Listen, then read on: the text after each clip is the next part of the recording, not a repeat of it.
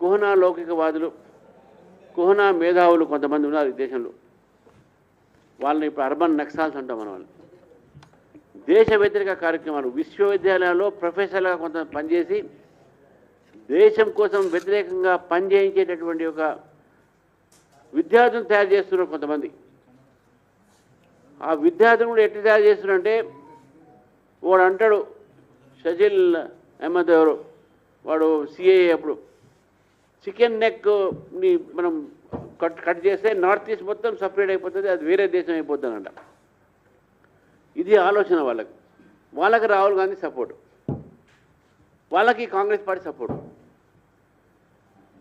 గత 45 సంవత్సరాల నుంచి అనేక మంది అమాయకులు చంపినటువంటి ఒక నక్సలైట్స్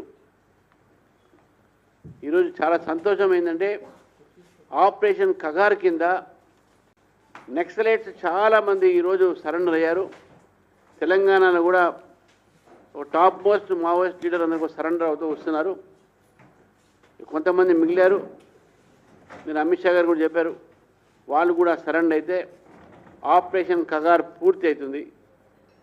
దేశాన్ని లెఫ్ట్ ఎక్స్ట్రీమిస్ట్ ముక్తిగా భారతదేశాన్ని తీర్చిదిద్దుతున్నాం మనం. తెలంగాణలో కూడా ఈ యొక్క లెఫ్ట్ మావోయిస్ట్ ముక్తి చేయాల్సిన అవసరం ఉన్నది.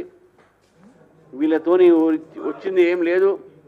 40 సంవత్సరాలు ప్రజల్ని చంపడము, పోలీస్ ఇన్ఫార్మర్ అనే పేరుతో, లేకుంటే విద్యార్థి పరిషత్తు భారతీయ జనతా పార్టీ నాయకులను చంపడము, వాళ్ళని అటాక్ చేయడం, ఇది తప్ప వాళ్ళు చేసింది ఏం లేదు.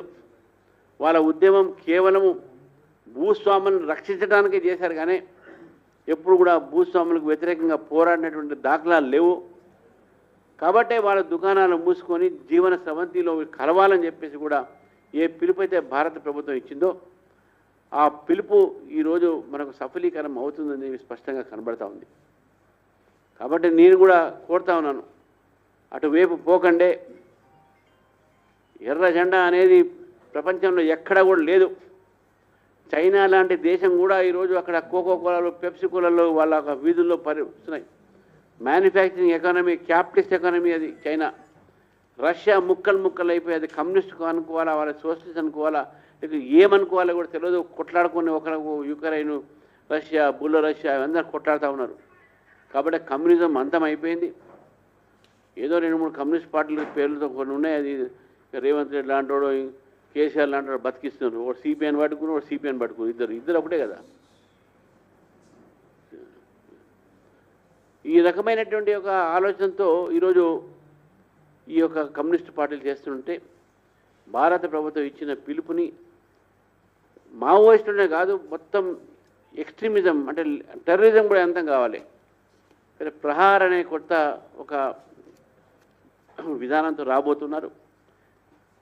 ఎవరైనా సరే ఎక్స్ట్రీమిజం, టెర్రరిజంలో పాల్గొంటే సీరియస్గా శిక్ష ఉంటుందని చెప్పేసి కూడా భారత ప్రభుత్వం నిర్ణయిస్తుంది.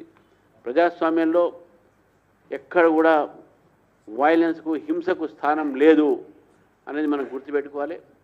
ఈరోజు అర్బన్ నక్సల్స్ కూడా గుర్తుపెట్టుకోవాలి. మీరు పిల్లలకు చదువు చెప్పండి, కానీ పిల్లల్ని దేశద్రోహులుగా తయారు చేయకండి. మీకు ఏదో యూనివర్సిటీలో ఉండి మీరు మీ యొక్క అర్బన్ నక్సల్స్ అయిపోయింది కదా, ఇప్పుడు అర్బన్ నక్సల్స్ మీ మిగులున్నాం కదా అనుకుంటారు. మీ పని కూడా పడతారు, మీ అంతా కూడా చూస్తారు అనే విషయాన్ని కూడా మీరు గుర్తుపెట్టుకోండి. కాబట్టి ఒళ్ళు దగ్గర పెట్టుకొని విశ్వవిద్యాలయాన్ని పాడు చేయకండి, విద్యార్థులను పాడు చేయకండి.